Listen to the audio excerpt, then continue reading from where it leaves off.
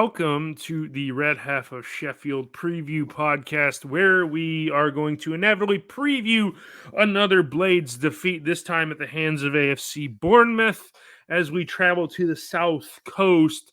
And joining me is today from the AFCB Podcast, we have Morgan Scott on the line. Morgan, how are you doing this late evening, early afternoon in the States? How are you doing today? Yeah, all good, thank you. At time of recording, Bournemouth have managed to get a 2-0 away win at Turf Moor, which I'm very pleased about. It wasn't our best performance, but it's the first time we won a Premiership match since Boxing Day. We've had some very good results in terms of from the teams that we played, but you need 3 points to stay. You need a win in the Premiership, otherwise you could be back in trouble very, very quickly. You know, it only takes a few injuries and a few negative results, and but the likes of playing Man City the other a week or so ago and only getting beat 1-0, which we had chances and we could have won, we could have drew. It's a shame, but today we bounced back and we got. I think sometimes when you haven't won in a very long time, especially we're beginning of March now, it's very important to get that first win of the new year. Now we have, and I think it's important to say, although we've only just won a game today, we're playing so much better football than we were last season under Gary O'Neill, and that's not to sound disrespectful to O'Neill. I think he's a great coach. I think he's doing excellent. He's in a quarter-final with Leeds, 90 minutes away from Wembley, in a semi-final. Fantastic. I think they sit 10th in the league, maybe a little bit higher. I can't quite remember, but it's fantastic. So, although Bournemouth are in a good place, and I think Bournemouth, mathematically, we win against you guys next Saturday. I hate to say it, we're mathematically safe. Not that I don't like the term mathematically safe. I think you play until the end of the last season. As soon as we were safe, then we took our foot off the pedal a bit. Mm-hmm. I think it's really important to stay focused, because every position in the league gets you more you get more money for every position you finish higher, and I think it's important to try and always achieve the best finish that you can. So if we can beat our best finish ever, that would be fantastic.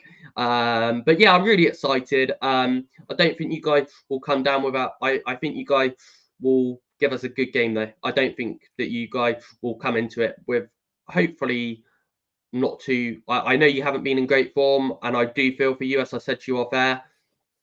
I'm really, really looking forward to hopefully seeing a competitive Sheffield United side at Vitality next Saturday. Well, if anything, and we are recording this before we are going to get absolutely hammered, probably 6-7-0 by Arsenal on Monday night in front of the entire country. And I don't think you'll have to worry about us. It'll be pretty comprehensive, kind of like it was against Burnley today.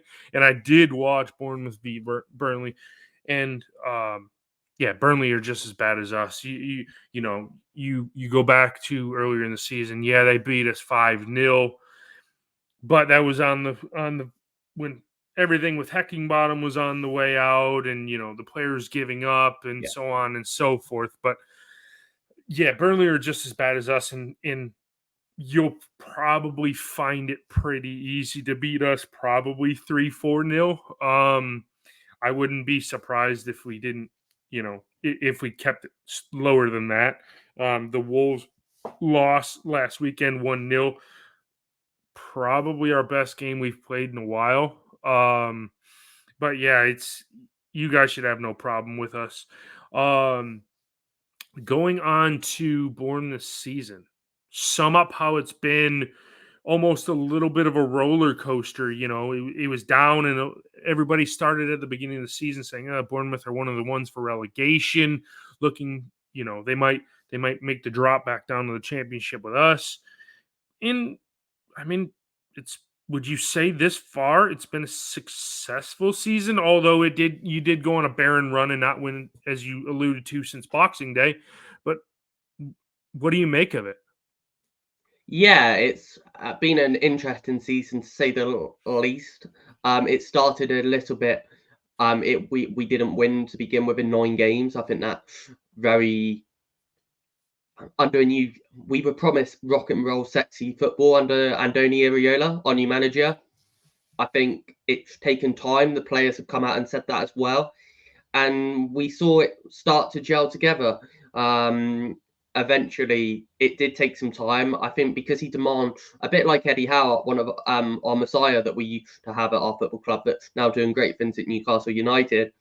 I think the philosophy and the identity is the same. But last year under Gary O'Neill, we would go 1-0 up and then protect a goal lead. Now he wants more. Today, for example, he didn't just settle for 1-0. We could have gone there, got 1-0 against Burnley, which, with all due respect, one of the worst teams in the division this season. And then, I don't know, we weren't playing great today, but I still think we deserve to be 2 or 3 up. And the new gaffer, it implements that so hard. Even against Man City, Alex Scott, not related to me, by the way, if anyone's watching. He was putting the ball out for a throw and sliding in the 95th and a half minute against Manchester City. You're knackered after playing Man City for 98 minutes. 96 minutes or 97 minutes or whatever it was. It's really difficult.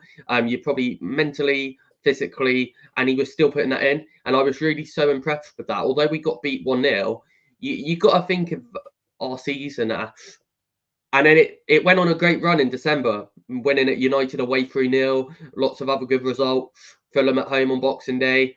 And then it kind of took a little bit of a dip again. At one point, we thought that we were getting our passports renewed to head to European football in the Conference League or Europa, maybe.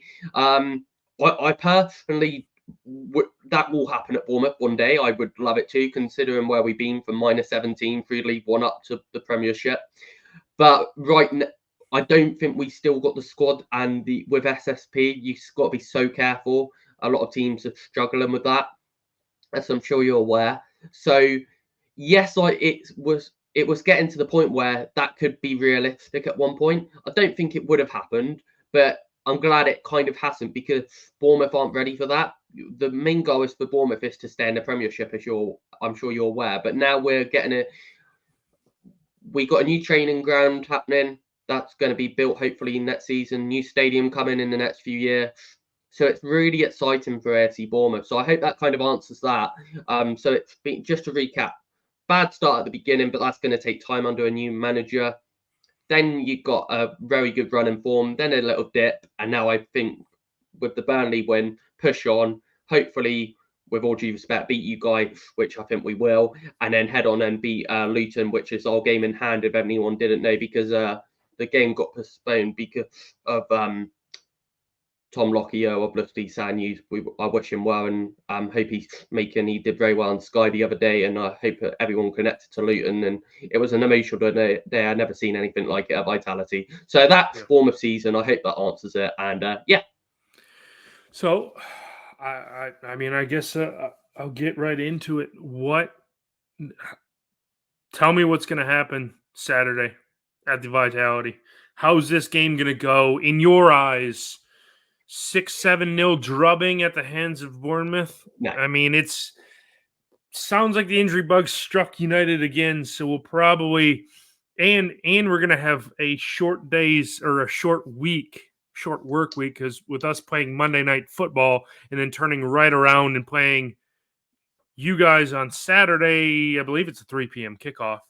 Yeah. How do you think it's going to go down at the Vitality? Yeah, really interesting, Chad. I think that it's going to be a good game of football. I always don't estimate the opposition, because if you get too cocky all night, overconfident, you end up having a bad day at the office. Bournemouth, I don't know if you saw, played Leicester in the Cup. They're a championship side, top of the table, pushing for promotion. They made 10 or 11 changes, and they beat us 1-0 in extra time. So whoever's up for it, I always think whoever's up for it the most. Bournemouth could, if I'm taking a step back looking at the results, as we kind of touched on maybe earlier in the show, or I can't quite remember, but I'm just looking down at some results that you guys have had in front of me. The 5-0 defeat at Villa at Bramall Lane. I'm not going to play to you too much, because I do appreciate how hard the league is, especially when you first come up.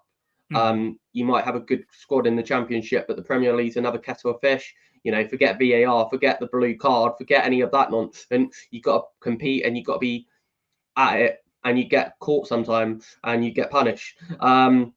Your defeat at Brighton also kind of was a hefty one. Crystal Palace a few weeks before. I did see a bit of your game against Wolves, and I thought you were under our old gaffer O'Neill. They were lucky to get something. I think that was broadcast on TV, if I remember correctly, last Sunday. Yeah. Am I right? Oh, good. Yep. There's so much football. Sometimes it's hard to remember absolutely everything, but I No do kidding. my best. I've got a good memory. So yeah, I watched a bit of that, and I thought you guys were very, very unfortunate in some, but I just don't think you guys have enough yet. And it's such a shame. I don't want to be overly critical of Sheffield United, because I think you guys are a good club and I like your stadium stuff, but I think it is really hard to. I can't see any more at the moment from what I've seen. If Bournemouth hadn't won today, I wouldn't be so confident, but now I've seen enough today. I think Bournemouth will push on from this under Andoni, and I think where we thought we lost Solanke today, he hasn't trained all week and got through 88 minutes of hard work. So the fact that we got him, without him, we don't look as good. With him, we look mustard. So that's kind of that. Yeah. It certainly is going to be a difficult one. Obviously, from a Blades perspective, I give us absolutely zero chance at getting anything out of the remaining fixtures. We have one game left that I'd probably give us a chance in, and that's Burnley. It's Burnley, and we'll probably lose to them 2 or 3-0. I don't see us winning another game. I don't see us getting another point the rest of the season. That's just how bad we are. We just keep taking batterings one after another after another.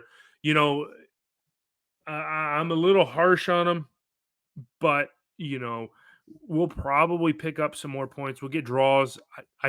If I'm honest, I don't see us winning a game the rest of the season. We might have a handful of draws, maybe 3 the rest of the year, and get up to 16 points. But that 20 point mark for us, not even any. We won't even come close to that 20 point mark for us. But I mean, we're good as down now. I mean, I've said we've been down since match day 1. We just don't have the squad to compete in this league, and it's very unfortunate. But it's just, as I talk on so many of these preview pods with the opposition, it's just the gulf in class between the Premier League and the Championship. The Championship in my heart is the best league in the entire world. It's the most competitive league from top to bottom, and you'll really see next year when Leicester come up, if Leeds or whoever win that battle between Leeds and Ipswich, and then whoever comes up out of the playoffs. If you go Leeds, Leicester, and Ipswich, the 3 teams that come up, Leeds and Leicester will probably be your best 2 teams that have a chance of staying up. Ipswich are going to go up and go right back down. Leicester might be the strongest because they didn't lose so much Premier League talent when they went down. They'll be able to maybe maintain it, but they're not going to set the world on fire. It's not like they're going to finish higher than maybe 15th at the highest. It's just the gulf in class between the likes of us and Burnley as opposed to Leeds and Leicester this season. Leeds and Leicester would drag us from end to end of the football pitch, and they'd probably give us a good high. Leicester would probably beat us 3-4-0 on their day. I mean, we're terrible in comparison to their team. So I mean, it's all about how much squad rotation you have when you go down. Us, because we have 17, 18 players out of contract, we're going to have a lot of squad rotation next year. We're going to flip the script. So I don't think we're going to be up for about 2 or 3 more years.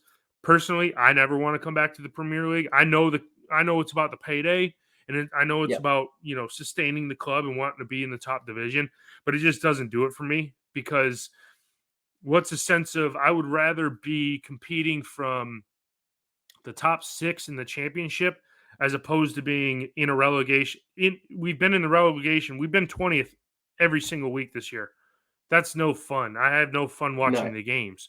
I would much rather, go away to Bristol City and get a 2-0 win as opposed to going to or hosting Arsenal tomorrow night and get hammered 5-0 in front of everybody and everybody pointing their finger and be like, ha, ha, ha, ha, look at this team. They're incompetent. They're not even a Premier League team. So it's sour grapes on my part, but it is what it is. I mean, if you just got to look at the situation, if you're not able to stay up past the first season in the Premier League, you're not going to accomplish anything. You're going to be the Norwich. You're going to be the yo-yo side, but that's no fun.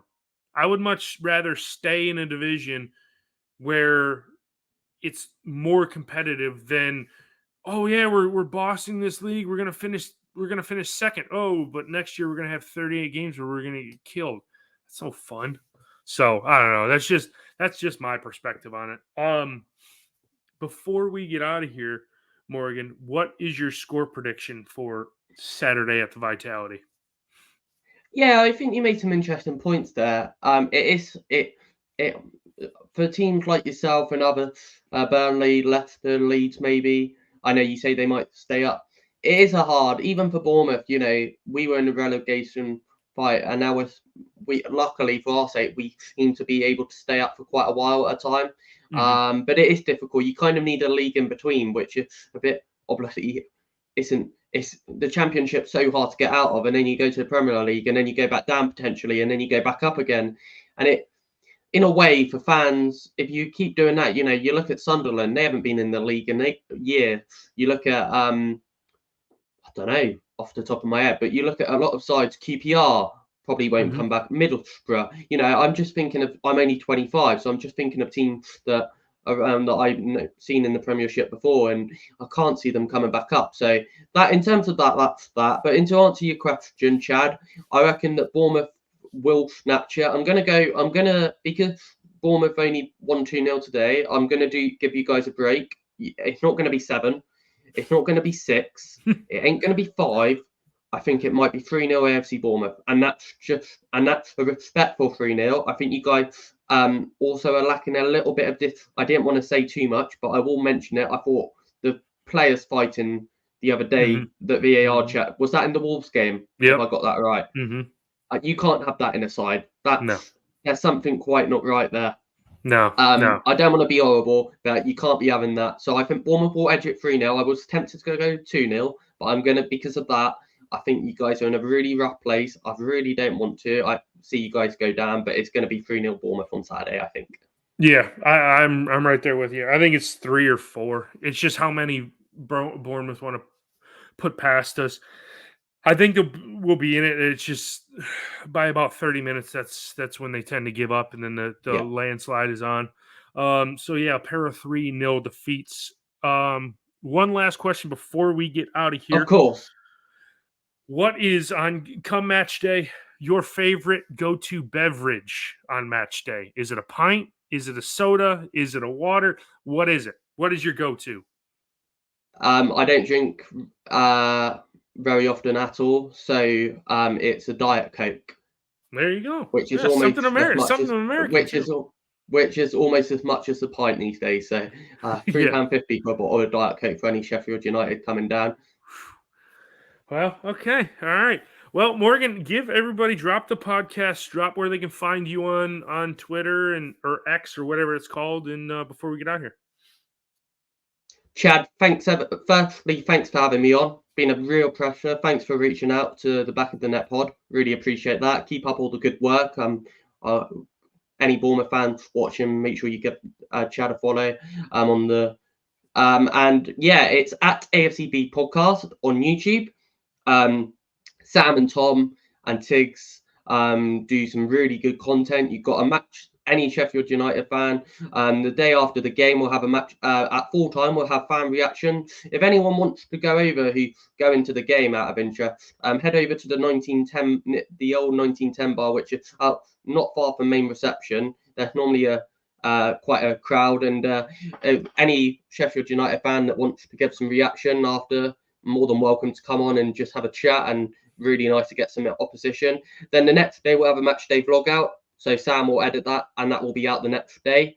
Then on the Monday, I'm trying to remember what day the game is. There'll be a second look, so revisiting the game. You might want to not listen to much of it if it's not a great result, but it's a good watch if you do.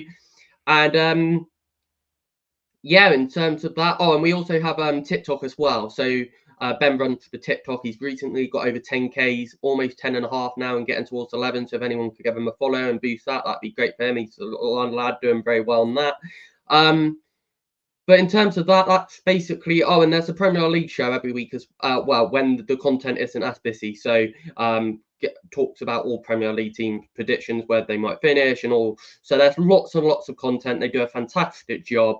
So yeah, please check it out at AFCB Podcast on YouTube, TikTok, other social media, and there is an audio podcast as well.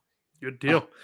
And if you haven't done so, and I don't know how and why you haven't, follow us, Red Sheffield, on Twitter/X, the Red Half of Sheffield on YouTube, and you can follow me personally, CJarvis_13.